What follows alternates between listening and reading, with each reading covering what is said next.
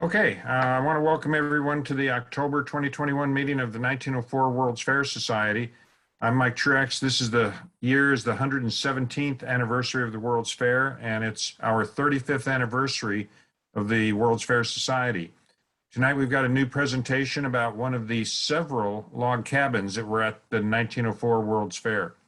We have National Park Service Ranger Kate Sedlacek, who works at the Theodore Roosevelt National Park in North Dakota, where the Theodore Roosevelt log cabin was built in the 1880s.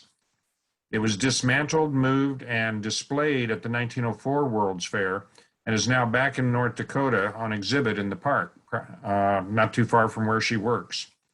I first would like to just see if there's any new members or any non-members here. Just raise your hand for 5 seconds and give us a wave if you're not a member. Anybody out there? Caleb down in the corner. Caleb Higgins, I see you. Okay.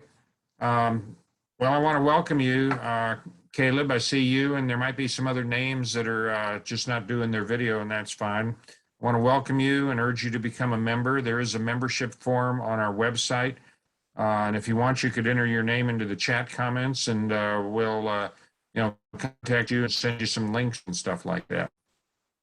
Next, a couple of announcements. We've continued to post our 2021 virtual meetings on YouTube for viewing by everyone and by members. And if you go to YouTube and search for the 1904 World's Fair Society, you can find our channel, and there's 7 or 8 videos out there that you can see. The most recent one is still, quote, unlisted. That would be the August one. However, in the invitation to this meeting down at the bottom, there was a link that you could go see the August presentation, which I think was about the Swedish building, which also was relocated 2 or 3 times. Seemed to be a big business back in 1904. A reminder to read your bulletin each month, watch your email for society news. And if you did not get an announcement for this meeting, I'm not sure how you got here, but if you didn't get an announcement, please let us know and make sure we have your proper email to get this to you. The website has information about our upcoming meetings, a merchandise and mail order form, and several years worth of pictures from our meetings and events. But if you've been a member for 5 or 6 years and you came to a banquet like Justin has been doing for a while, you can even go and see what he looked like, way back when. Be sure and also check the Society's Facebook group, the World's Fair and Appreciation Group. There's a constant flow of questions, answers, pictures, postings, links to sites with information about the World's Fair, etc. And also our Instagram page is filled with unusual pictures of the fair. It's well worth a visit on following our Instagram page. I'd like to offer now a couple of reminders about Zoom meetings in general and this one in particular. If you do have any questions for our presenter, please put your mouse near the bottom of your screen and click on the chat window and type in your question there. And when the presenter is done, we will read those questions off to Kate. And for best viewing of this Zoom presentation on a computer, you should select the presenter view. If you move your mouse to the upper right corner of your Zoom screen, you should see a little button there that says View. And if you click on that, you'll get a choice of different views that you can do, and select Speaker View. And that way you'll have the person who most recently has done the talking, and Kate will be showing her presentation, and as the speaker with the speaker view, that will take up most of your screen, and she's got a special green screen setup behind her, so that's where her PowerPoint's going to be. Let's see, we're recording this Zoom program for others to see, and your image can be seen by a lot of other people. Hope you didn't just get up out of bed and have bed hair or something like that. If you have to leave for a minute or two or eating, you can also stop your video feed by clicking on the video button down in the lower left. That doesn't disconnect you or your camera, just like a lot of the people that you can see and only see their name, it just kind of pauses your video feed. So I'm going to double check and make sure I am recording here before I, move on to the meeting. Okay, I am. That's good. I'd like to set the stage for this presentation and tell you what took place 117 years ago in St. Louis at the 1904 World's Fair. Almost the middle of October, and all of a sudden, the end of the fair was approaching. It would close in less than 2 months. Today was a typical day at the fair. There were many, many events taking place. It was Michigan Day, and the Governor Aaron Bliss from Michigan attended their ceremonies, which David R. Francis also attended and spoke at. And the American Street Railway Association Congress continued in the Palace of Transportation, and attendees were enjoying the fair. It was also a special day. It was Columbus Day in 1904, and it was the 412th anniversary of Columbus's arrival in the New World. A record number of foreigners attended on Italian Day, which wrapped up with a water carnival, probably a water parade of all the different boats on the Grand Basin. And for those who are into livestock, the sheep show continued in the livestock arena. Say sheep show 10 times real fast. It was described as the largest and the best ever held, with 2,264 heads of sheep from 2 different continents displayed. An Illinoisan named Con Pickett won the sheep shearing contest, shearing 3 sheep in 7 minutes and 43 seconds. And if you've ever seen a video of a sheep being sheared, and if you haven't, you can see it on YouTube. It's not an easy thing to do. The Sami and the Lanao Moros from the Philippines were measured for suits and shoes for their return to the Philippines. 2 of the most noted Moros, Dado Facunda and Mandar, asked for their suits to be cut in different styles so they could be distinguished apart. I'm not sure if they were twins or brothers or what. Finally, the newspapers reporting the ongoing progress in the issues with the 17 geisha girls who had taken refuge in their boarding house at 5626 Etzel. They remained, quote, prisoners. They had refused to be deported by the Japanese commissioner. Having been offered a theater contract, they wanted to stay in the U.S. But the case was referred to the Immigration Commission in Washington, D.C. Police and Secret Service men surrounded the boarding house from October 8th until November 17th. Wouldn't want those geishas getting out into the community. The Secretary of Commerce finally ordered the police in November to put them immediately on a train to the West Coast, to put them on a ship to Japan. Well, with that tongue-in-cheek news or real news back in 1904, it's time for our presentation. I'd like to tell you a little bit about our presenter. Catherine, or Kate Sedlacek, was born and raised in Olympia, Washington. She went to school in Wisconsin at Beloit College and graduated with a double major in cultural anthropology and Russian language. She received a Fulbright Award after college and then ended up on an internship to the Theodore Roosevelt National Park in 2014. 7 years later, she's been doing things like compiling multiple summer and winter seasons in various park jobs, from fee collection to education technician. She's been on permanent status since 2019, and she told me it's a pleasure to be a guest speaker for the Society. I shipped her a bunch of stuff about the World's Fair, so she'd kind of get our perspective from St. Louis on that little event in 1904. But with that, I will pass the virtual microphone over to Kate for our presentation. Excellent. Thank you so much, Mike, for the introduction and those fun facts. I feel like I'm almost there. Can everyone hear me okay? Any thumbs up or waves? Yeah, awesome. Excellent. All right, so it's my such great pleasure to speak to you tonight from Theodore Roosevelt National Park, a little virtual style. In a way, this is a plus because I don't know if I could have made it all the way down to St. Louis. So glad we could meet this way at least. And I'll be curious after the presentation. Yeah, definitely answer questions. I'm here for as long as you guys need me. And then also curious to see who has visited here after the fact.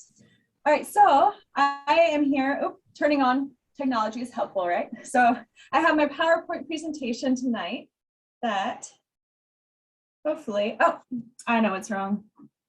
I have to click on my PowerPoint. Here we go.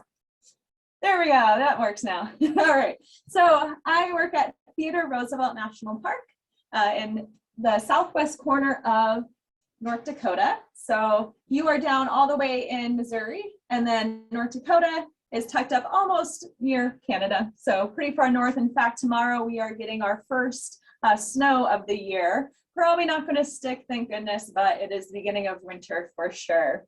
We're already reaching that 32-degree freezing level. Kind of surprising, I'll admit. When I first came out here, I did not realize that this is the landscape that I was going to be coming to. When you hear of North Dakota, you always hear of like farmlands and vast prairies. Well, there's a small little section, it's about 150-mile swath of badlands in North Dakota. You have South Dakota badlands, you have North Dakota badlands, and apparently there's badlands in Canada as well. But today we focus on our North Dakota badlands, and of course, a certain young gentleman. So most of us know a lot about Theodore Roosevelt, right? Pretty vivacious gentleman, lived a lot of energy in his life, did a lot of things. Now, I had no clue about him in his prior to presidency life. So, very sickly kid. He had asthma growing up. I did too, so that's where I first bonded with him, is this idea that, you know, not being able to breathe kind of prevents you from doing certain things. So he was taken out a lot from doing, family meals, stuff like that. And his dad and mom would try all these things, from smoking cigars to riding in carriage rides at night to try and relieve that breathing issue that he had. His father always told him, you know, his mind is smart. So he's like, make your body as strong as your mind. So they had a gym for him in his house. But then also when he went to Harvard, he built his body really strong. He was in the boxing club and then still being very, very active, going to summer camps and building up his body to be equally as strong as his mind. And then he did a lot of hunting as well. So he loved to go hunting. Ever since he was a little kid, he hunted vivaciously, and it was to learn about the animal, not just for that thrill of the hunt. Although one thing that first drew him to North Dakota was in fact the thrill of hunting a bison. So bison, really unique creatures, definitely out here in the Great Plains of North Dakota. Tens of millions of bison out here at the time, or 10 million, I should say, not tens of millions. 10 million bison out here all across. But by the time Theodore Roosevelt came out here, a lot of them have been overhunted because the railroad had been finished and brought more and more hunters out. Therefore, a little harder to capture one of these creatures. And in that time, it took him 2 weeks to successfully hunt. He stayed at a local ranch, a couple local ranches, one of those being owned by a gentleman called Sylvain Ferris. So he stays at this ranch, and Roosevelt, his wealth comes from business. So he thinks, hey, this might be a very good business venture. So he buys into this ranch, but he goes back to New York because at the time he's a New York assemblyman. He was just out there on vacation, says, hey, I'm going to invest in this thing, but I'm going to go back and live what is my normal life at the time. However, February 14th of 1884, his wife, who had just given birth 4 days prior, her kidneys fail in the morning, and then his mom dies of typhoid in the afternoon. So in one day in the same house, Roosevelt says goodbye to his wife and to his mom, and his life is devastated. He writes, very well-written gentleman, he writes a lot. The only thing he can write that day is an X, and he says, the light has gone out of my life. Very social gentleman, although with this blow, he wants to get away from it all. He wants to get away from New York, from his family, the loss. He gives his baby girl to his older sister, Bammy, and he comes back out to North Dakota to live this strenuous life of a cowboy. He thinks that living on that ranch will revitalize his body, at least, from dying, and then hopefully, after a few years, his mind as well, which luckily for us, it does. So he spends some time at the Maltese Cross cabin. That is the first ranch that he buys into. So he buys into this Maltese Cross cabin, but it's a little busy for him. And we'll find out why it's a little busy for him in a little bit when we go back to it. So he finds a second location, and he finds a land that he falls in love with, and he has 2 guides from Maine come out, and they build him another home. So he has the Elkhorn Ranch. There we don't have any structure. It's made from local cottonwood, falls apart. We own the land in order to preserve his spirit, because that's the place that meant the most. That's where he wrote Hunting Trips of a Ranchman. But that's not what we're talking about. We're talking about this cabin. So the Maltese Cross cabin, it was made from pine that was borrowed from railroad ties that were floated up to build the railroad that came through.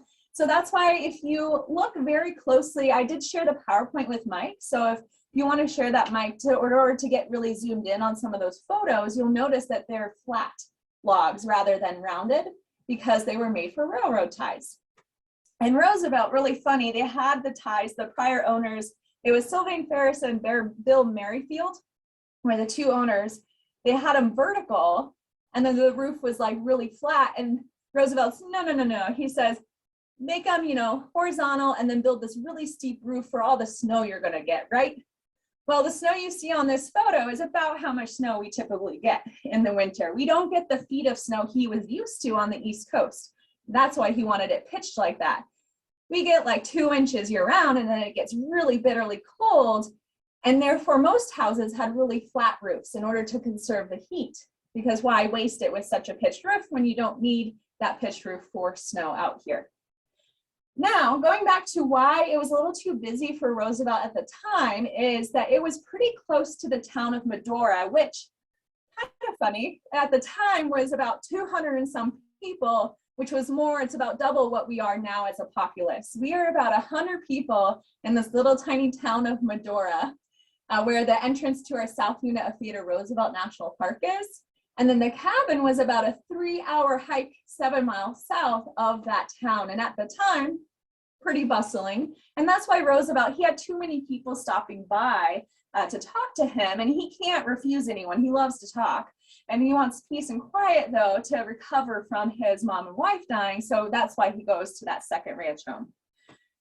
Now, like I said, Roosevelt, he does recover, which is great. And, oh, by the way, sorry, quick thing. The original location, it is still owned and operated as a private ranch. And therefore, the house in its journey did not end up back there.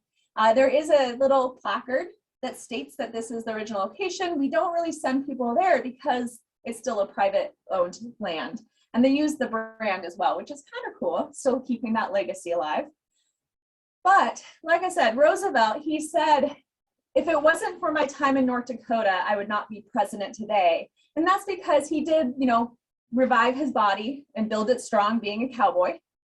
And then he was able to recover during various hunting trips. He went back home. He re-met his childhood sweetheart, Edith Caro, and then he fell in love again. And so he sparked that new drive to live. So if it wasn't for his time to come out here and grieve, give himself time and space and recovery, he would not have been able to go back and be the man we knew.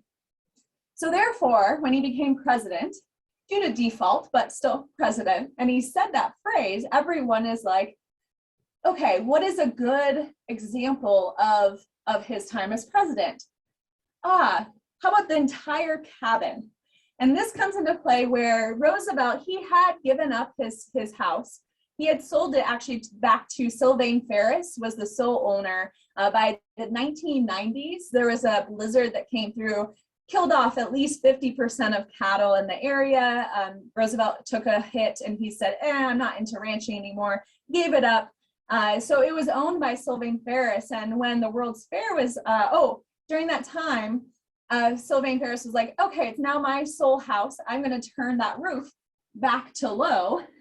And because I want to actually be smart about this, I don't need that pitched roof, unlike Roosevelt thought. So he put it back low. And that's where, when we're looking at the World's Fair, this is I found an article, I think everything I found was from the Library of Congress. They hold a lot of awesome photos, as you probably will know, that when the World's Fair was like, hey, we want this prime example of this North Dakota cowboy history of our president's life. Let's take that entire house and take it to the Agricultural Palace at the World's Fair in St. Louis. So they decided to take it apart Lincoln log style, bring it to the World's Fair, and display it as a symbol of what North Dakota life was like.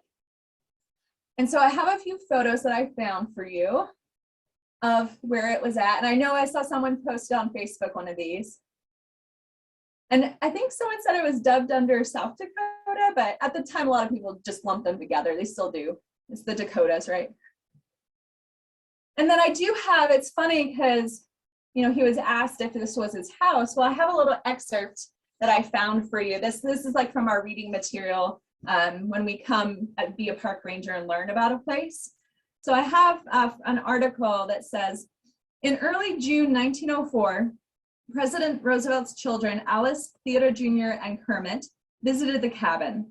September of that year, President Roosevelt himself revisited his Badlands Ranch cabin at the Exposition and agreed that it was indeed his old Maltese Cross Ranch cabin. Roosevelt said, if Sylvain Ferris says it's the cabin, then it must be it. It is also alleged that he based his recognition of the cabin on the Maltese Cross brand, burned and embedded with shell casings at the end of a log on the right side of the structure, which I will show you that towards the end of this presentation. But so yeah, I mean, kind of just more word of mouth that happened, but pretty neat that that was written down. Also, what I loved is Mike and I sharing he sent me articles, he sent me links to photos, Agricultural Palace. That apparently at the time, refrigeration for cooling items such as butter was at its prime or starting to be its prime. And so we found there's busts of Theodore Roosevelt made out of butter. And then also him on a horse that was sculpted as well, that was shared at that exposition, which is, I thought that was pretty fun. Why not butter, right? Now, so that's a little glimpse of the World's Fair, which afterwards, if we want to go back to those photos, just let me know. They're pretty neat to look closely at. And like I said, share my PowerPoint, Mike. Next in its life, it did go to the Lewis and Clark Exposition in Oregon. So same idea, Lincoln logged it apart, sent it by rail across to Oregon, and it got set up there. So it's at the Lewis and Clark Exposition by 1905. So a year after. And then it got shipped back to North Dakota and it kind of bounced around. It went to, I believe, Fargo for a bit, to a boys' school for a bit. And then it ended up at the Capitol grounds in Bismarck, North Dakota. It winded up there like by definitely like 1910s. It was landing there and it looked like this for a lot of years. So it was kind of tucked down in the trees. It started falling, like, just didn't look great. There was a board across the windows, and it was starting to fall apart.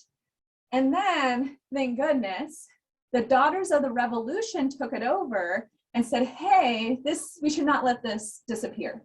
So this is the photo on the bottom of when the Daughters of the Revolution created kind of like what you have a whole club going on of meeting and getting behind that and letting that not just float away in history. So they got behind it.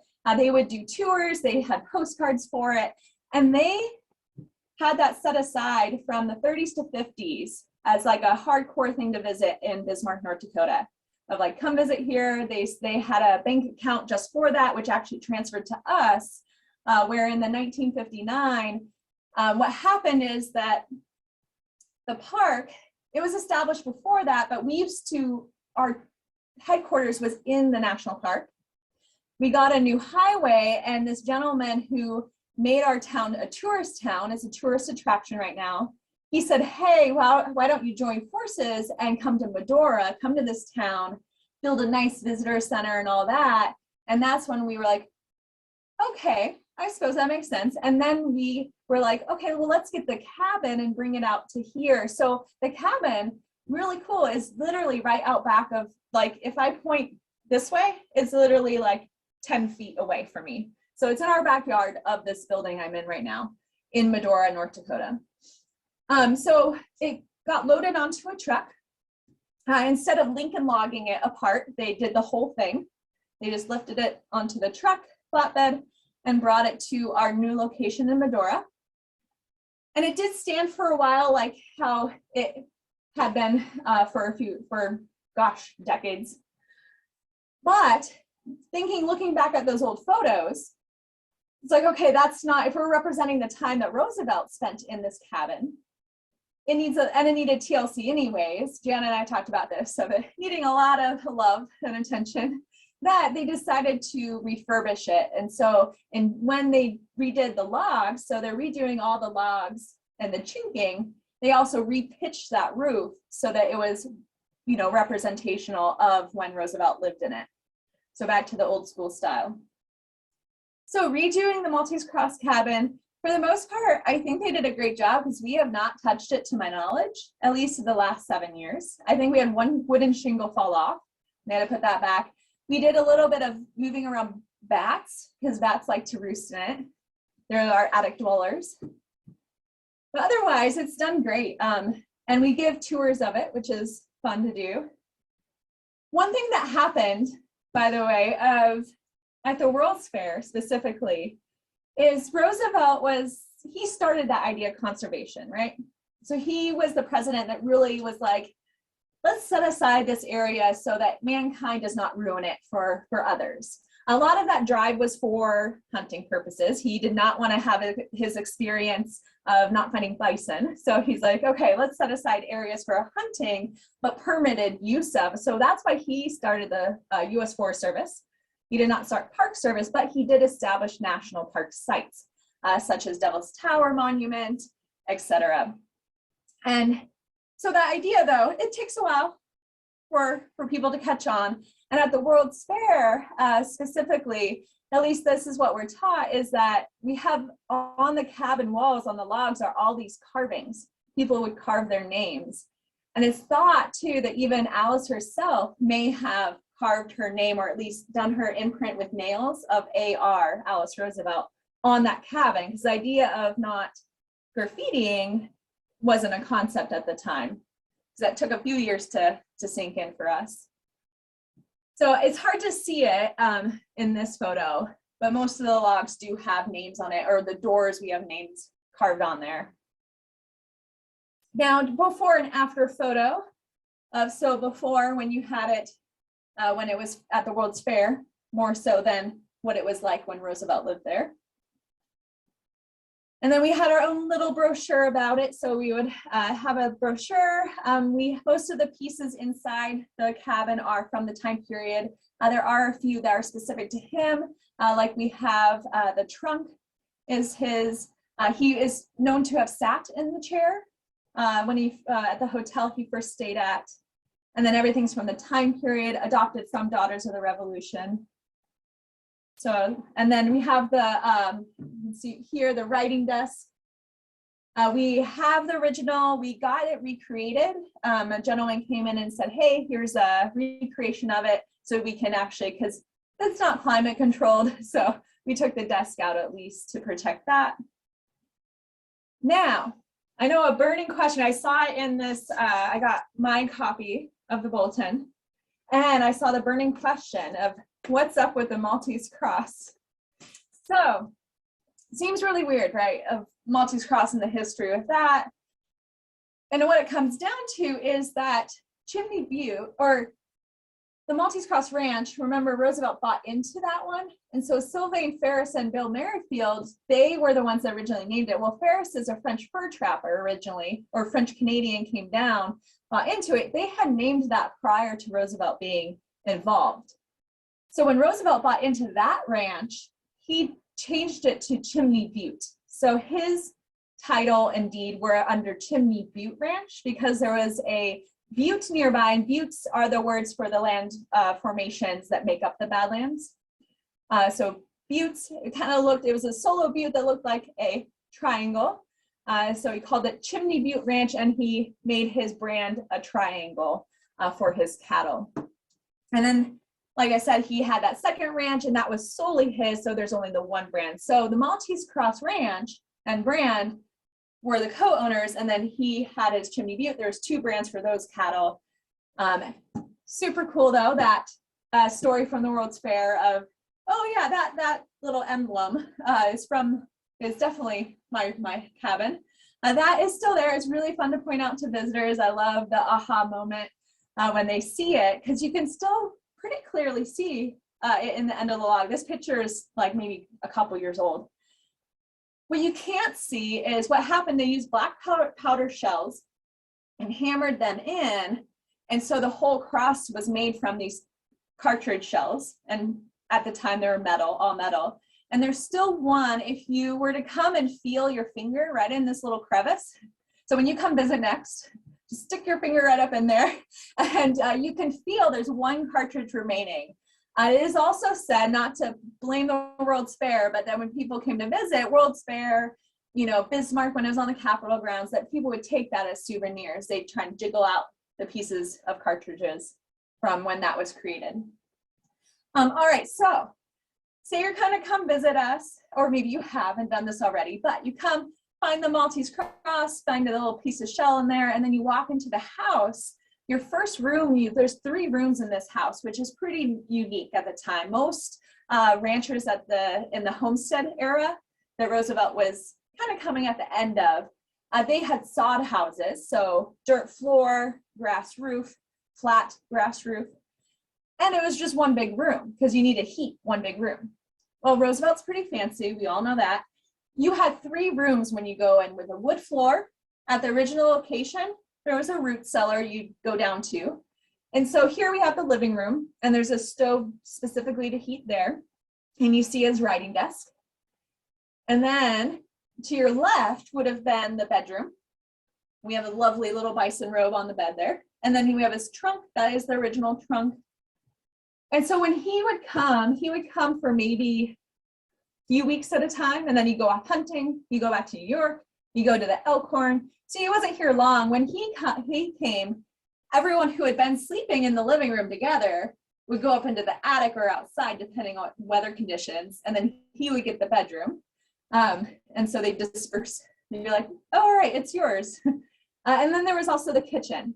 So if you were to come in, you see you're in this big living room. Left is the first little bedroom, and then your next, you walk down further to the end where the writing desk is. Another left is this kitchen, which also really fancy. You have your own kitchen stove there that's separate from the heating stove.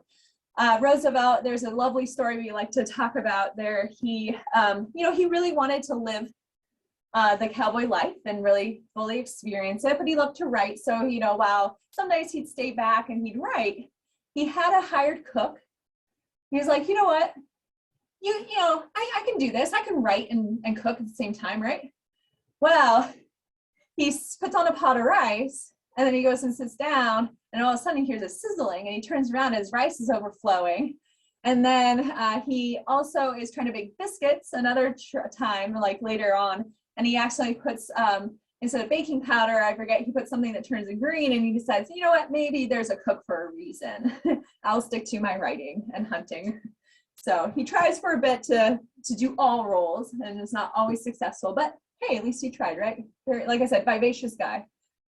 Super fun. Maybe North Dakota is pretty far from you. That we do have a reenactor in Medora that's funded by the town itself, like I said, tourist town. But he does help us once in a while. We created a lovely video. It is geared for children. Like I said, I was an education technician, which means I work with school kids. We have a video. It is definitely geared for the lower age, but it'd be fun, I think, for you to see, because it walks you through the whole cabin, gives you context for it. So if you really wanted to actually look into the cabin, but not drive all the way to North Dakota, this is one way to do it. So if you go to our website, it's just www.nps.gov and then /THRO, or type in, honestly, I Google TRNP, and it brings up, usually our first Google search is our official park website.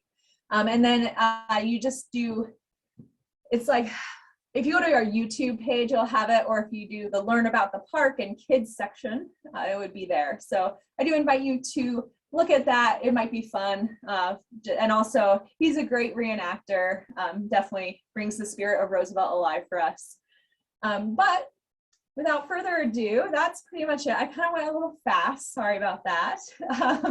Like I said, we can always backtrack, and I'm sure there's lots of questions.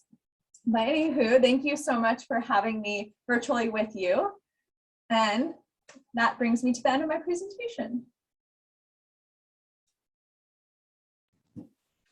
Okay, and I want to thank you for a informative presentation, and I learned a lot from working with you over the last week or two. You know, it was just amazing that most of us know that Teddy Roosevelt came to St. Louis for the fair twice, once in 1903 for Dedication Day, and then again 2 days after Thanksgiving, and got the royal tour in 6 hours of how much can you do in one day type thing. But, you know, seeing him in an outfit like that, I find fascinating. In that, you know, young picture of him at what, how young was he in that first picture? Yeah, the child one is 10 years old. Okay. You know, sure didn't look like a guy who was going to be president and end up on Mount Rushmore. Yep. Yeah, indeed. Yeah, David, have you got some questions? And by the way, everybody, if you do have a question, type it into the chat window, and David will get it up to her.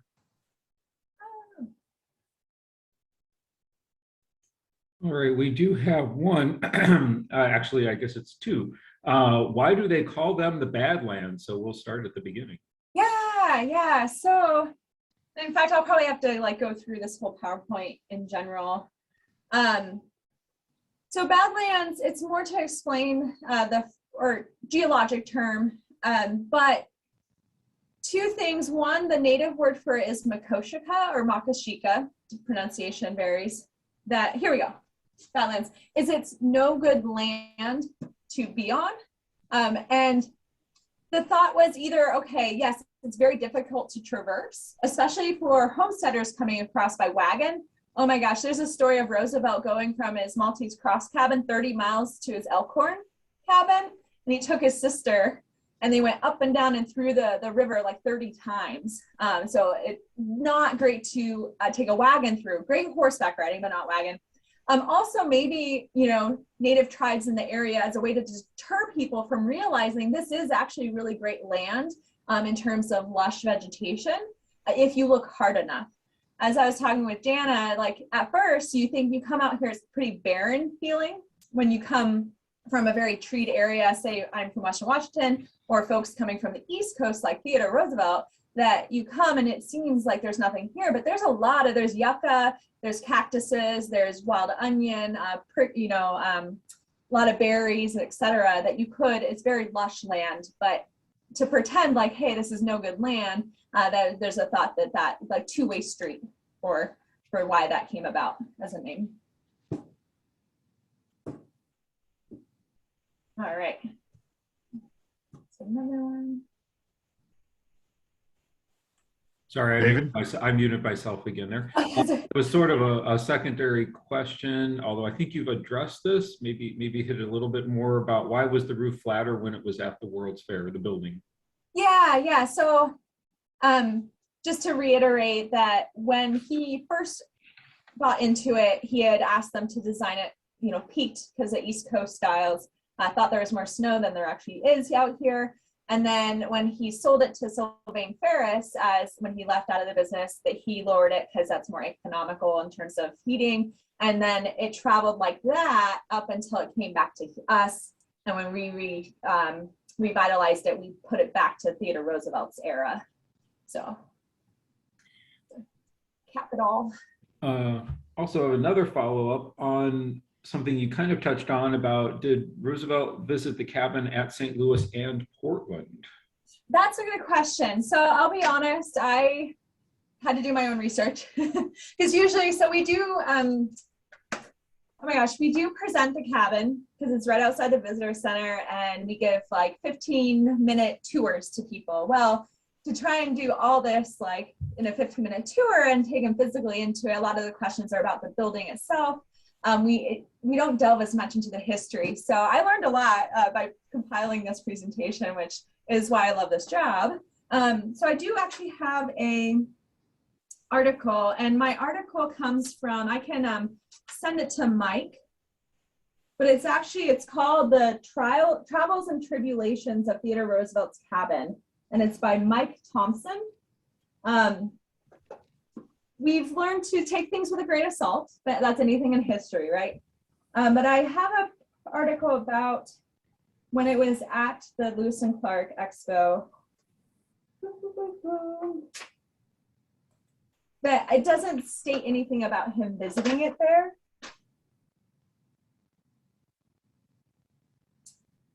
Yeah, it doesn't, it only has something about it being, so it's dismantled and shipped the 2,050 miles and erected in the North Dakota exhibit of the Peace of Agricultural and dismantled 137 days later. While on exhibit in Portland, it was viewed by over 250,000 people. And that's like the only info that I have at my hands, but I don't know if you know more.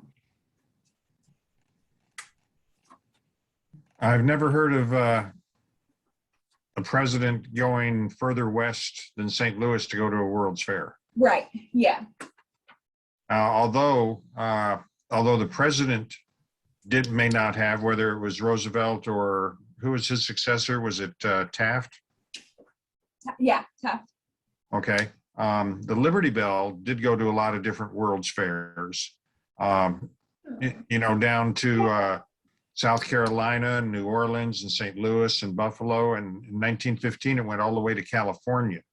Oh my gosh. And it was noted that because of this traveling, when it traveled on a special train and it would stop at every whistle stop so that the local dignitaries and population could come and see the Liberty Bell and maybe touch it even, that the Liberty Bell through these many travels had lost a few pounds. Yeah. Go up with your little pocket knife and get a little scraping of brass off the Liberty Bell, and you know, who knows where all those ended up. But at that point, after 1915, the Liberty Bell people said, it's not going anymore, anywhere anymore. Yeah. And of course, travel back then, you know, by train, part of the reason the Olympics were so poorly attended is that not only an ocean crossing, but to get from New York to St. Louis would take probably 2, maybe 3 days. Right.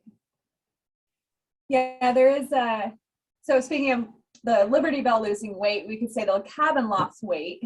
So when they would take it apart like Lincoln Logs, put it on a train cart across, and it is, the theory is that a few fell off in that time. So if you do ever visit or look closely at the photos, you'll notice there's a few fresher looking logs that were hewn to look like the old, so like to look like the railroad ties look.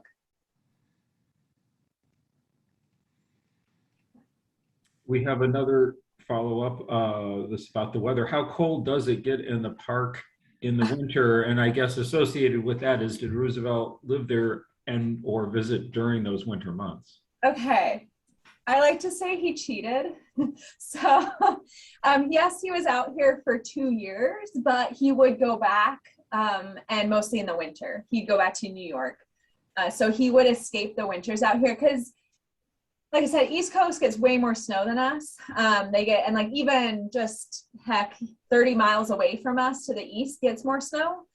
So we'll get like 1-2 inches, but then they'll get like feet. We do get really cold though. We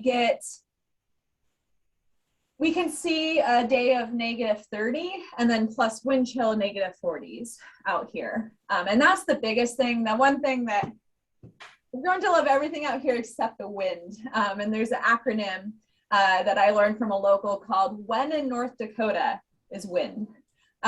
So it's constant. Average wind is about 15 is typical. And then it's common, it's like 30 miles an hour, and then gusts of 50 can happen. And that will drop your temperature lower than like that ambient air temperature. But no, the longest we like to say the longest he ever stayed in one spot in North Dakota in those 2 years he was out here recovering was 3 months at the Elkhorn Ranch.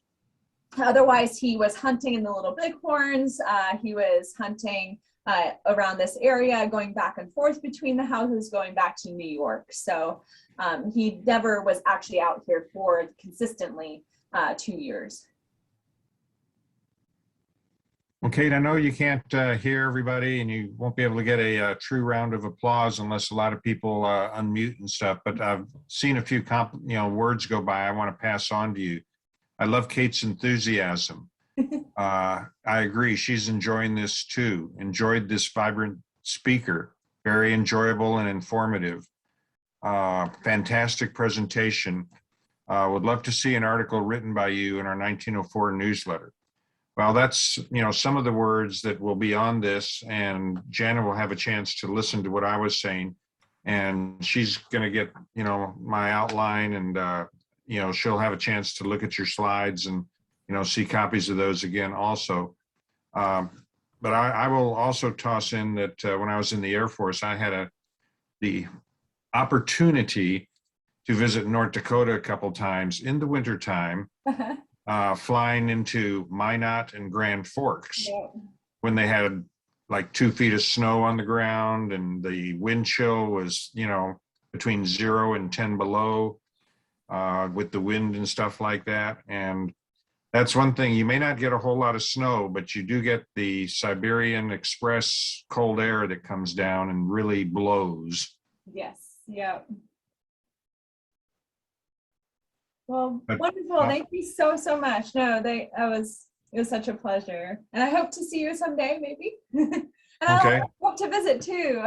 You have a few national park sites of your own that I would love to visit. And of course, the World's Fair area would be wonderful to see. Yeah, well, Kate, I want to thank you. And I hope enough people have unmuted because I'm going to say thank you on behalf of everybody.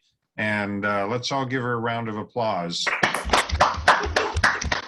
Thank you. So considering there's 44 people online here, and probably a lot of them are still muted, that's really good. And we want to thank you for a great presentation. I learned a lot, and I hope you learned about St. Louis. And if you ever come out this way, look me up or look some of us up. And one thing you could do is if you have like some of those brochures about the cabin or whatever, either send them to me or to Jana, and I'll get her a copy, to help with her bulletin article, because you've seen our bulletin and usually there's a very good article that Jana writes about the meeting, and she'll include several pictures of it. And that's why we asked for, a picture of you too, if you could send that to myself and Jana. Maybe a screenshot of you with the thing in the background. I should have had you pose before the meeting. Right. But I want to thank you so much, and I'll open the floor to questions. If anybody has a question that they didn't want to take the time to type in, whatever, here's your opportunity to ask a question verbally.